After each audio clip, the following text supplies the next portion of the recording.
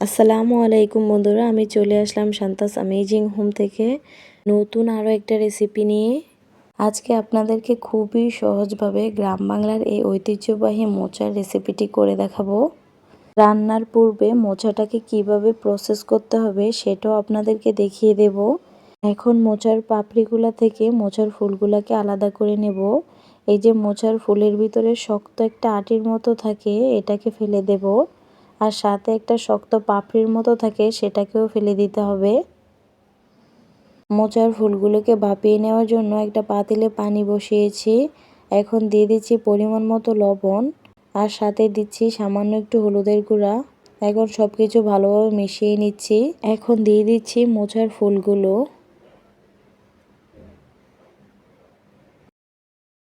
এখন মোচার ফুলগুলো পানির সাথে ভালোভাবে মিশিয়ে নিচ্ছি। মোচার ফুলগুলো আমি 5 মিনিটের মতো ভাপিয়ে নিয়েছি। এখন এর পানিটাকে ঝরিয়ে নিতে হবে। মোচার পানিটা ঝরে গেলে এখন আমি একটা পাটার সাহায্যে মোচার ফুলগুলোকে বেটে নিচ্ছি। আপনারা চাইলে কিন্তু ব্লেন্ডারে ব্লেন্ড করেও নিতে পারেন। আমি একদম মিহি করে বেটেছি, এখন তুলে নিচ্ছি। আপনাদেরকে দেখাচ্ছি কেমন হয়েছে। এখন এটাকে ভেজে নিতে হবে। আমি একটা ফ্রাই প্যানে পরিমাণ মতো তেল দিয়ে নিচ্ছি, আর দিয়ে দিচ্ছি এখানে হাফ কাপ থেকে একটু বেশি পেঁয়াজ কুচি। পেঁয়াজটাকে আমি হালকা ব্রাউন কালার করে ভেজে নেব। এখন দিয়ে দিচ্ছি 2টা তেজপাতা।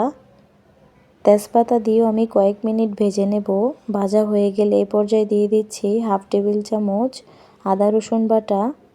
দিয়ে আদা রসুন বাটাটাকেও কয়েক মিনিট ভেজে নিতে হবে। এখন দিয়ে দিচ্ছি সামান্য একটু পানি। গুঁড়া মশলা দেওয়ার আগে পানিটা দিতে হবে। এখন দিয়ে দিচ্ছি পরিমাণ মতো লবণ।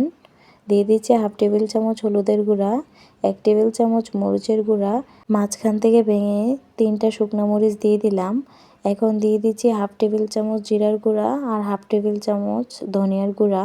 এখন মশলাটাকে আমি 5 মিনিটের মতো ঢাকনা দিয়ে কষিয়ে নেব।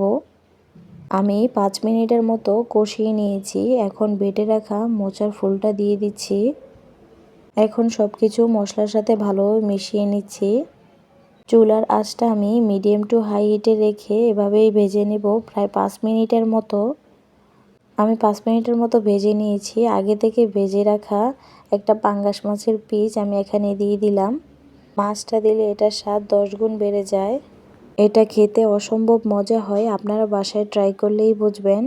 আমার রান্নাটা কমপ্লিট, আমি আপনাদেরকে সার্ভ করে দেখাচ্ছি। রান্নাটা ভালো লাগলে প্লিজ আমার ভিডিওতে একটা লাইক দিবেন, আর আমার চ্যানেলটাকে সাবস্ক্রাইব করে আমার পাশে থাকবেন।